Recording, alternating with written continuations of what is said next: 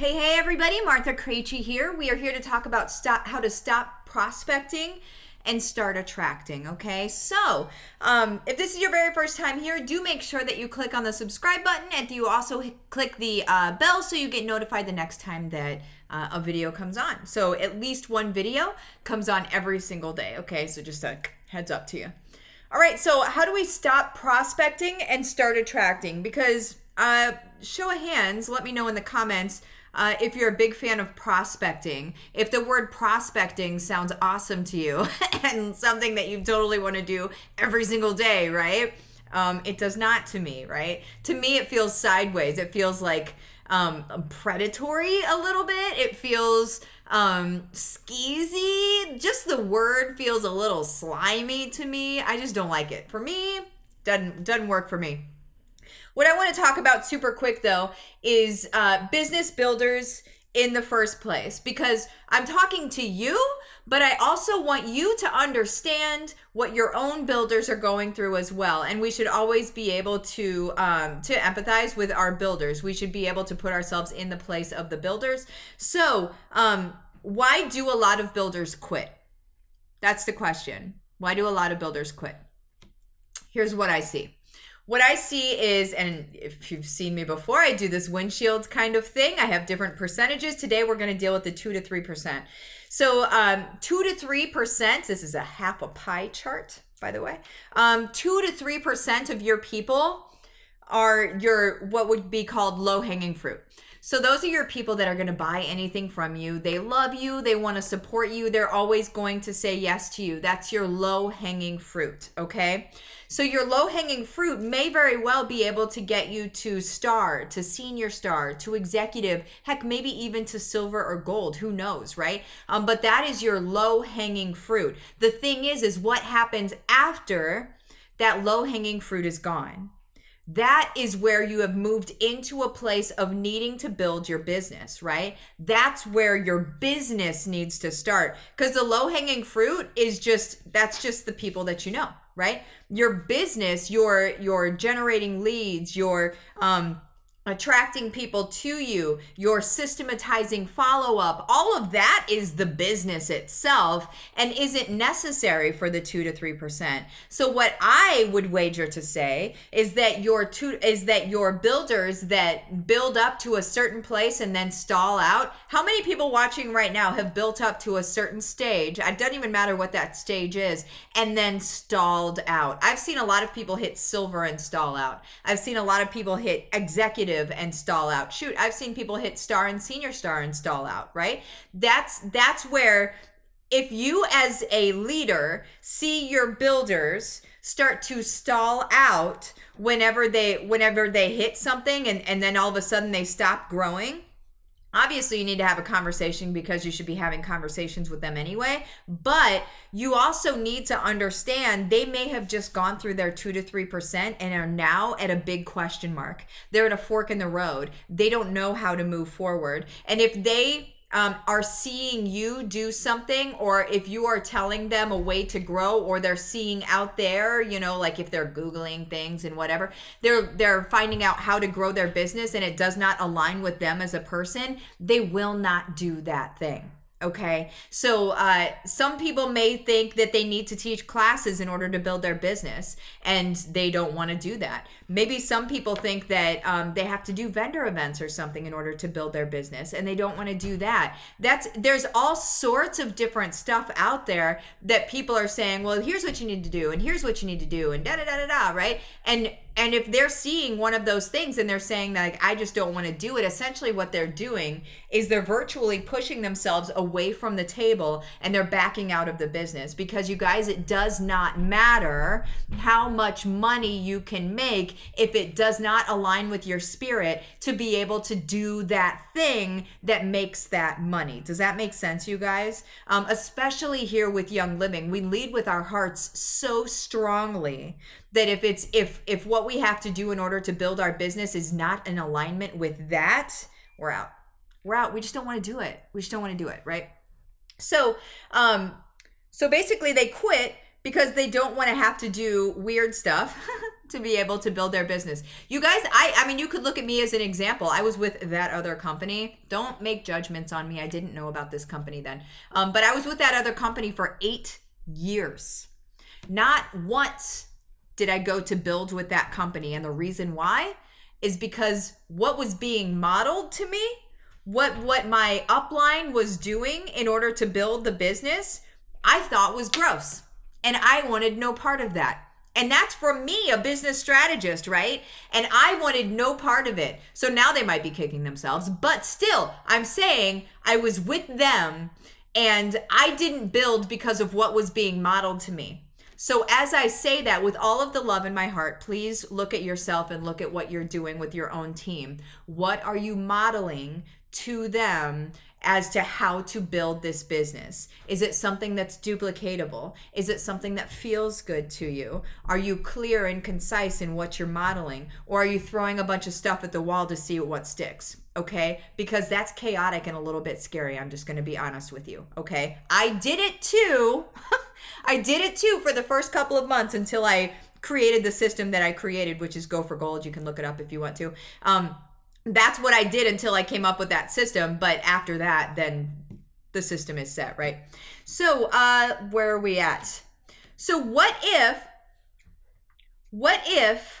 the people that are kind of pushing themselves away from the table, what if they could just live and learn how to strategize how they share their own life to be able to attract people to them, right? What if that's what they could do?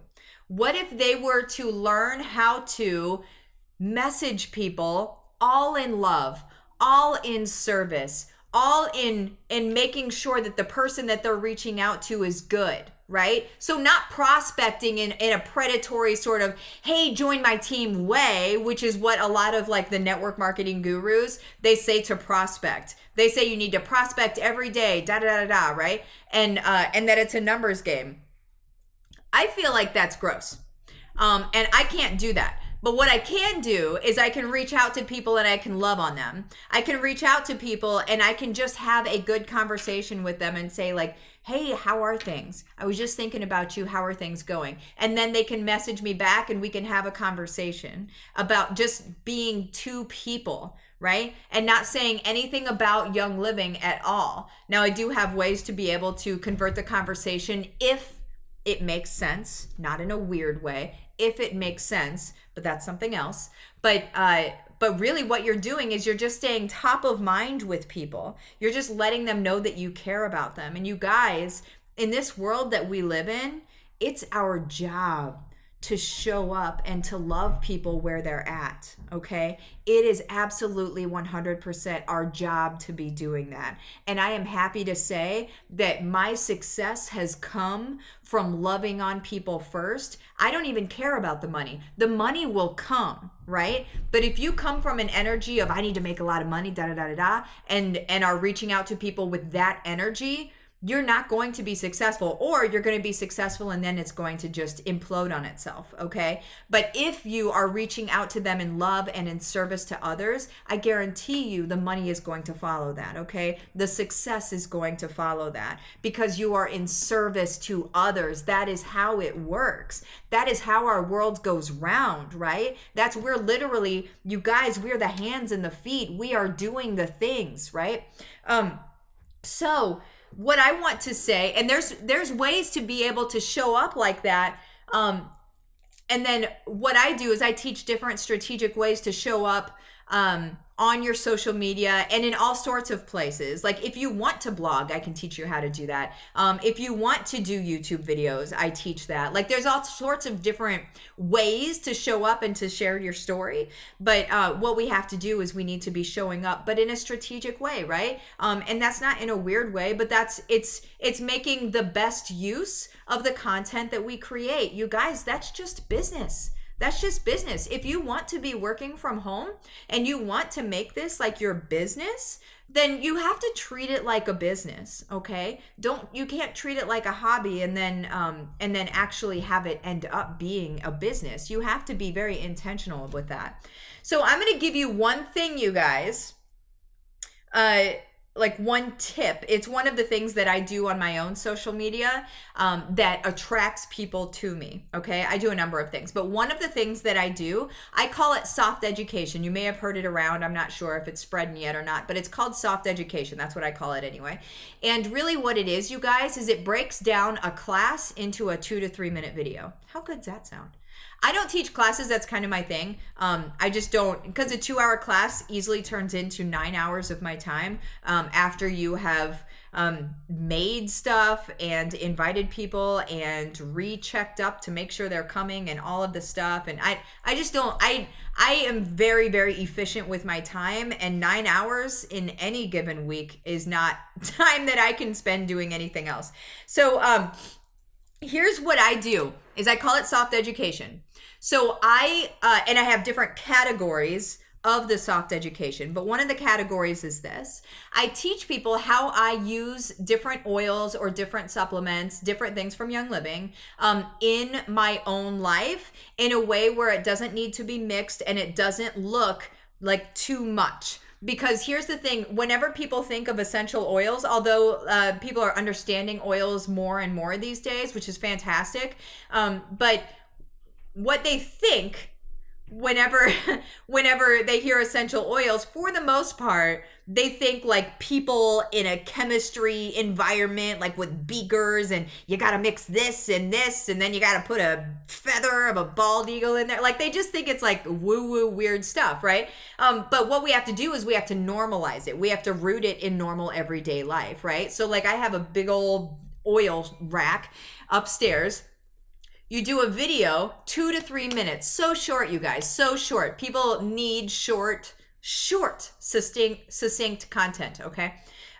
So what you do, basically, what you could do is you could load up your diffuser and with a blend that you like. So for me, my one that I've got 2 things. One of them is Royal Hawaiian Sandalwood, because I went to Hawaii on the Dream 1000 trip, and now I want my house to smell like Hawaii. That's just the thing. Like, it's the actual thing is I want my house to smell like that. And it does now, a lot of the time. So what I could do is I could just open the top of the Aria, start doing a video, tell them maybe about the trip to Hawaii real quick, and then just say like, here, I'm just going to put in, 4 to 6 drops, whatever, in here, show them it's as easy as filling it up with water, putting in the oil, and pushing start. When they see how easy it really is, then they can understand for themselves that that's something they can do as well. You guys, the learning curve for essential oils goes like whoop in people's minds, okay? It's not a low grade, right? It's very much like oh my word, like it's a wall. It's interesting. It's so high that it's actually a wall. I had never thought of that before. Woo, blew my own mind. It's like a wall. It actually blocks people from entering into it because they're like, oh my word, like I don't know if I could do that, right? But when we show them like things that we're not even mixing, maybe mix it with a carrier oil or something, but you show them that, and then just say something like this, right?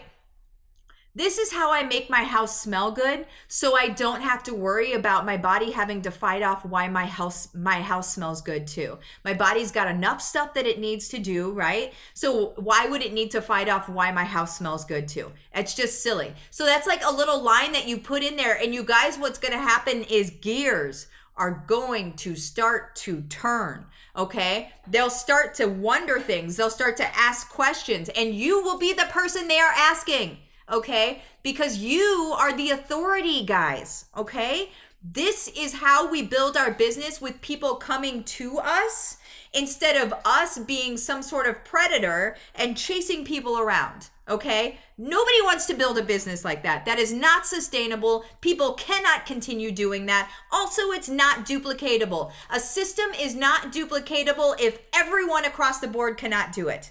And I guarantee you, everyone across the board is not going to be okay with being a predator. So there's that. I'll just mic drop that. Have a good one, you guys. Bye-bye.